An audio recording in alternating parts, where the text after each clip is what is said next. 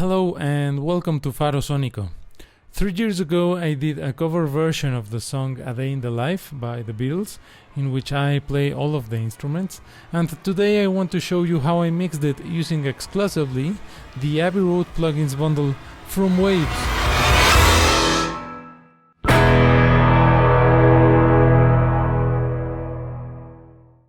Okay, so before moving on, I just want to say that this video is not meant to be a tutorial or a full explanation about the plugins. I do it because some people have been asking about the session and my approach to the song. So here we are, and let me play a bit of the song for you.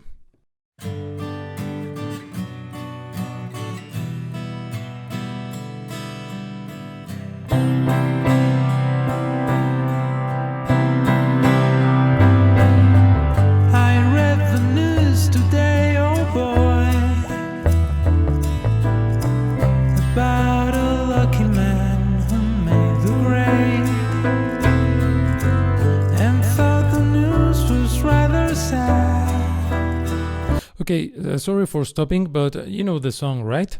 So this is the session, and as you can see, it looks like a really short session, but it contains 99 tracks.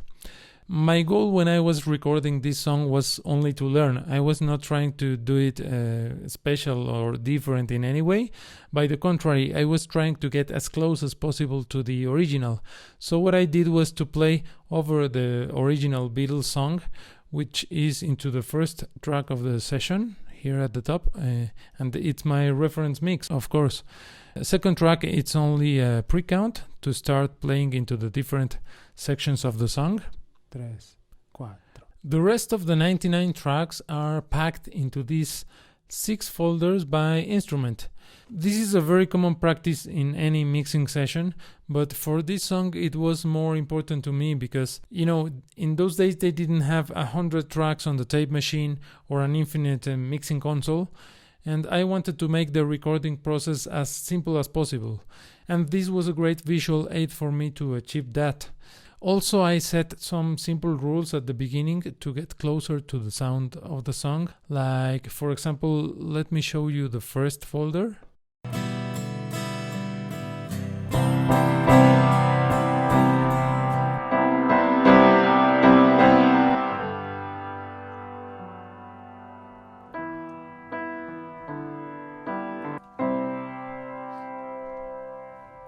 This one has the pianos, and now you can see all of the individual tracks, but something you may notice is that the clips have no cuts, and this is because I put the rule to myself to record every instrument in just one take.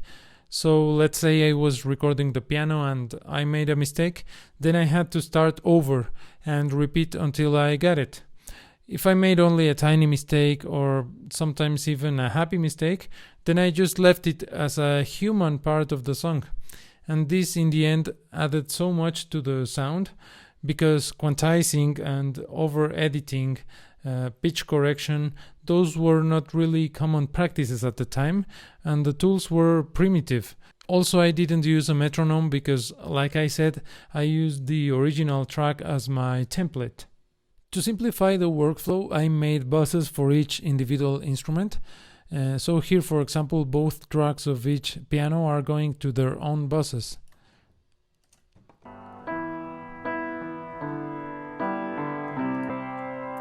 And the same applies to everything. Let's say bass. Okay. Something else that I did to get closer to the sound of the song was to be really economic in my use of plugins.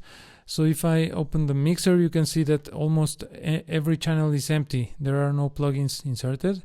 Even the buses, like this first piano bus, it has no plugins. The few plugins that I use are instead in another bus over here, where both pianos are going. And this allowed me to stop thinking in terms of individual tracks and work them as instruments in a room or a single sound source. And for the sake of this economy of plugins, I only used plugins that are emulations of the gear that was available at the time. So in the end, I didn't even use all of the Abbey Road collection, because some of its plugins are modeled after gear that was created after the release of the song. But I'll come back to the plugins. First, I want to finish reviewing the folders. So the first one was the pianos. Okay, there are two main pianos and three more pianos only for the last chord. And these three pianos go to the same bus. Next we have percussion. This one has the maraca and also the drum tracks.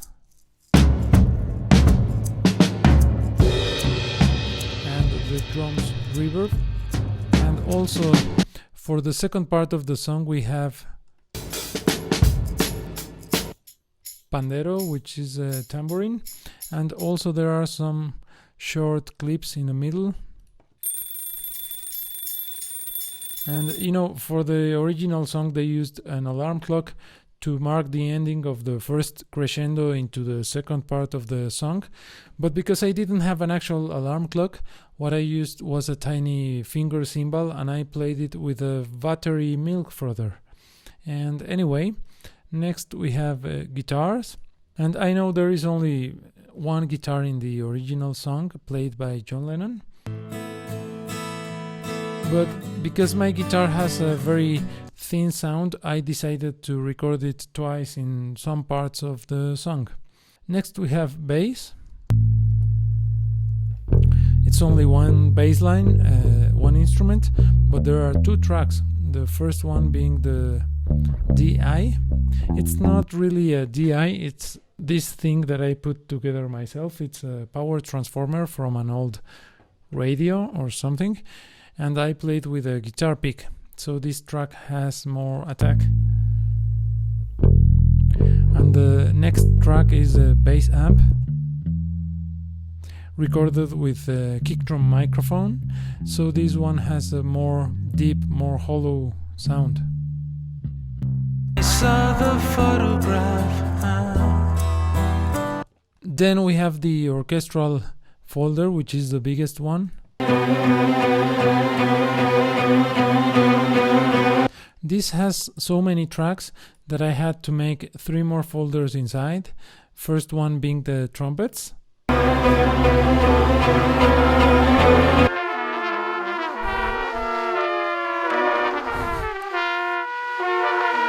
Okay, this is embarrassing because you can hear I'm not really good at playing trumpet. But never mind, I only needed to play nonsense in order to create the necessary chaos for the song. There are 9 trumpets, and you know, in the context of this song, it works. And next we have the strings folder, and this is the most crowded one. It has 10 violins, 10 violas, and 8 cellos.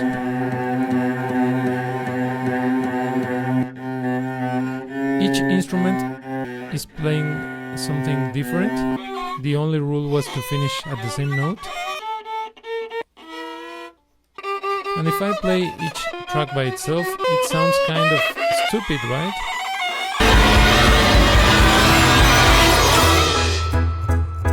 But the point here is how they work together, how they melt into this big mass of sound.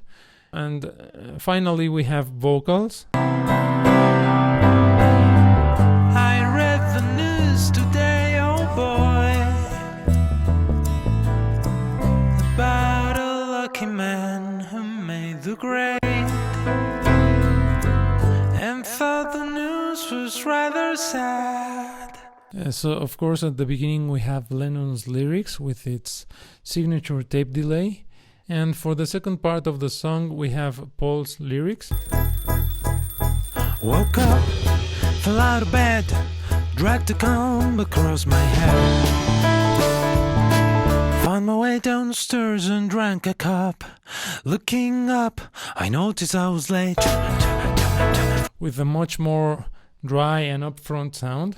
And there are also some backing vocals, like here, for example. But I just had to look, having read the book,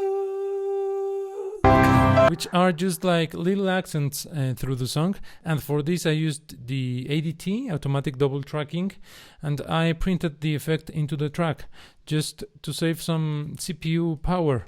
And that's all. At the bottom of the session we have these 4 tracks labeled as tapes, and these are actually buses. And to explain how they work into the session, I need to make some kind of simple illustration. So 1 second please. So by 1967, as the Beatles were recording Sgt. Pepper's, they still were using 4-track tape machines. But their music was becoming more and more complex. So in order to keep layering sounds, they had to bounce the 4 tracks of one tape machine onto a new track of another tape machine, having the chance for overdubs on the remaining 3 tracks. And according to Giles Martin, for a day in the life, they recorded acoustic guitar, shaker, bongos and piano on track number 1 of the first J37 machine, and vocals on tracks 2, 3 and 4. Those 4 tracks were then bounced to track 1 of the next generation tape, and bass and drums were recorded into track 2. Track 4 was used along with all 4 tracks of another J37 machine to record the symphonic orchestra for the crescendos. Those 4 tracks were later mixed and bounced to the second generation tape. And the final chord was played in many different pianos and a harmonium at the same time, and recorded into a separate tape, completely unrelated to the rest of the song, and then bounced to the second generation tape as well. So we're back in the mixer and everything is routed just like that.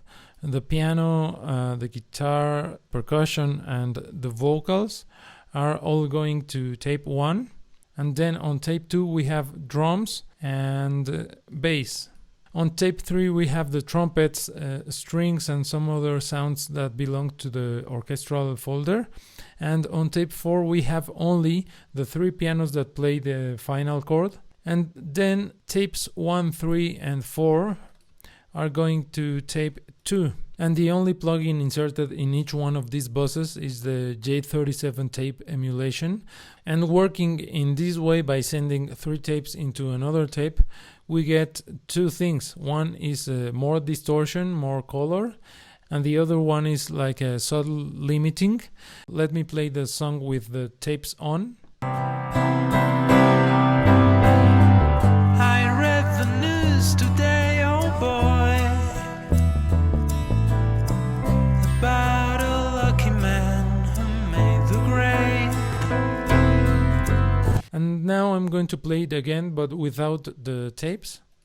I read the news today, oh boy, about a lucky man who made the grade.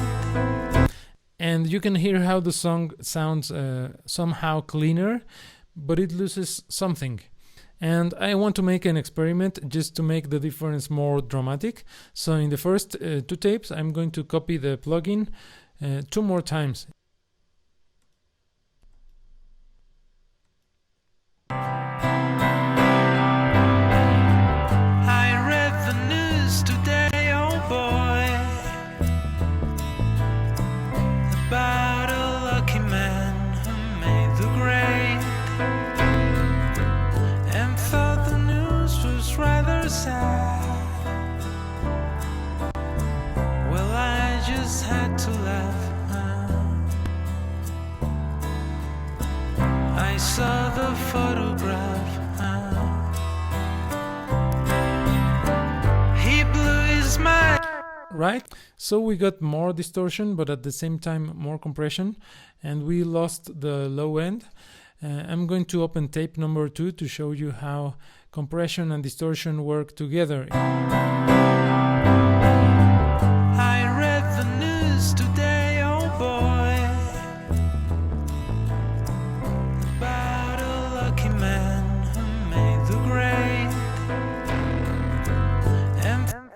You can hear how the signal gets totally destroyed, but the overall volume remains the same. And this is because there is a volume limit given by the output of the unit. So I tried to take advantage of this kind of compression and use it into my mix. The next plugin that I would like to talk about is a free plugin that Waves released some weeks ago, and it's called StudioRack. And this seems to be a really simple plugin, but you can do all kinds of stuff with it.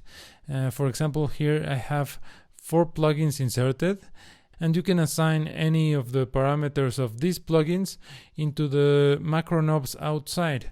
You can even assign multiple parameters into one knob, so this makes tweaking your sound so easy. Also, you can save complex chains of plugins into presets, and I'm sure that if you're like me, 80% of your time you use the same plugins, and many times even in the same order. So this will save you a lot of time.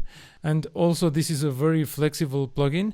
You have phase control, you have input and output controls. You can even do parallel split or multiband split. And in the description of this video you will find some links to download for free some presets that I did for this song, and you can use them on your own music. Next plugin to talk about is the one that I use the most in the mix. It's inserted into every bus that goes to the tapes, and is the Red 51 console, which was the console used at the time of the Sgt. Pepper's recording at Abbey Road. And it has 2 settings, Red 51 and Red 37. 37 was an earlier version, so make sure you use it in the Red 51 setting. And it has very basic controls. It has only a 2-band EQ, but these filters are very musical. And if you did well on the recording, I'm sure you will not need anything else. And this was my main tool to give color and character to the sounds. Second plugin that I use the most is this thing called Saturator, and it does just what its name calls for. It adds saturation to the signal, but it also has this module called Compinder, which is like a mix between compressor and expander. And this device was created for noise reduction purposes, but later it was used in a more creative way. And it became like a magical ingredient in the mix, because as soon as you plug it, you immediately feel the difference.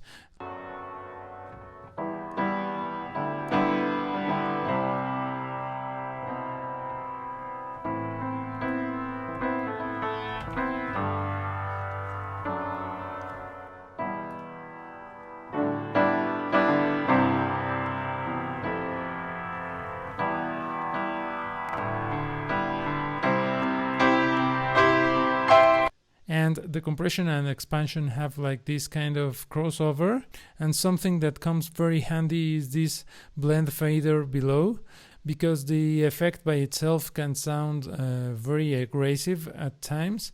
And also the saturation has a mix fader, which is very handy as well.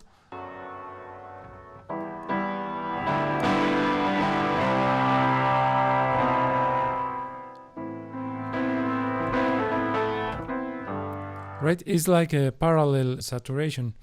And this plugin also has TG and red, so make sure you're using it in red settings. And something else that is very useful about this plugin is that it has these pre-EQ and post-EQ filters.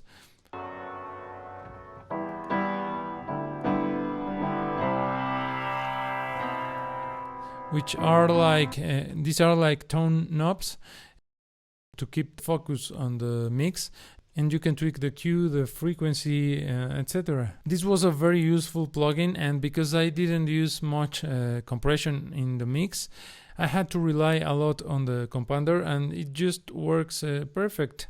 The Red 51 and the Saturator are the only 2 plugins that I used in the piano bus, and also in the guitars and the bass. Now the drums were a big exception in the mix, because I used Red 51 into each channel, because let's not forget that the drums are many instruments playing together by only one person, and I needed a little more control over the sound of each one of the instruments. And also into the kick drum or bass drum, I inserted a saturator to get more punch. And also into the drums boss, I made another exception because I used the TG12345, which is the emulation of a console that they only used later for the Abbey Road album. And this is a completely different console because it's solid state. The red consoles were still tube consoles, and they have a different kind of distortion and noise. But I chose it because it has this dynamics module, which the reds doesn't have. It gives you compression and limiter options. And I routed many of the parameters in the plugin to the macro knobs to make it really easy to tweak.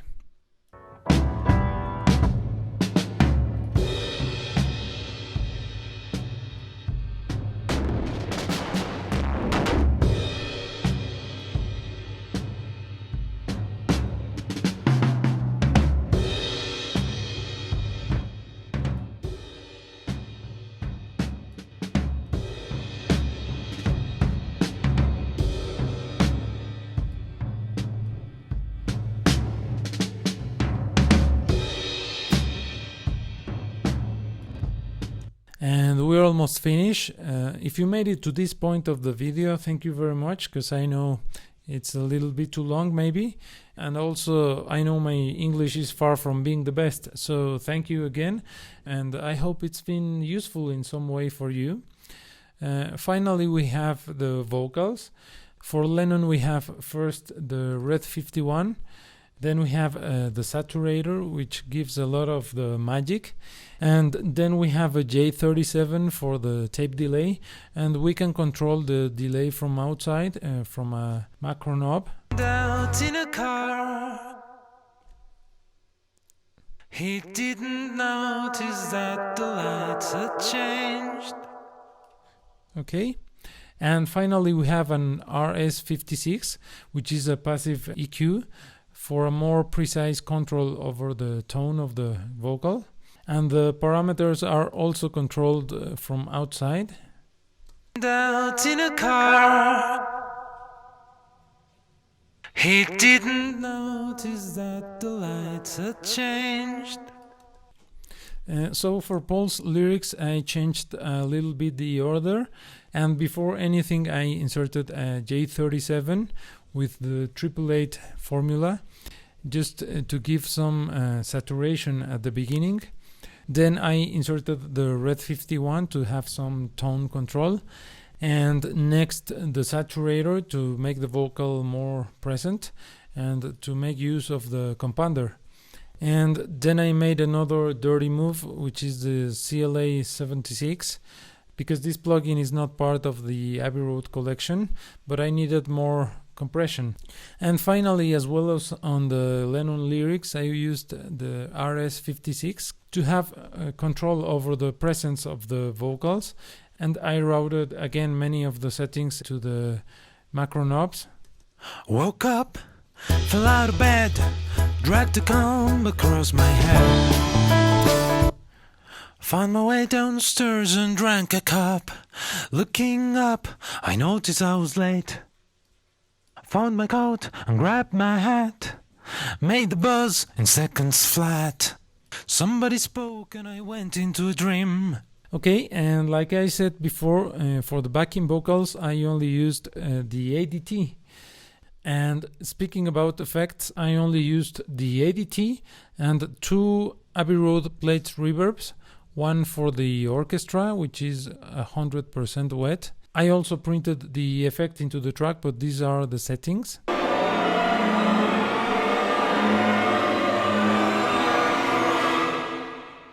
And the other Abbey Road plates reverb is the one on the drums, which is also 100% wet and printed into the track.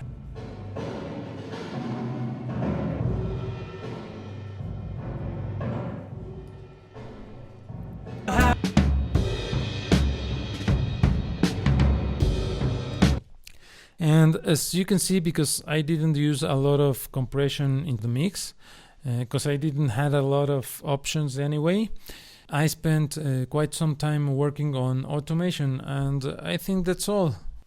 Finally, I just made the bounce of the song, and I sent it to 3 plugins.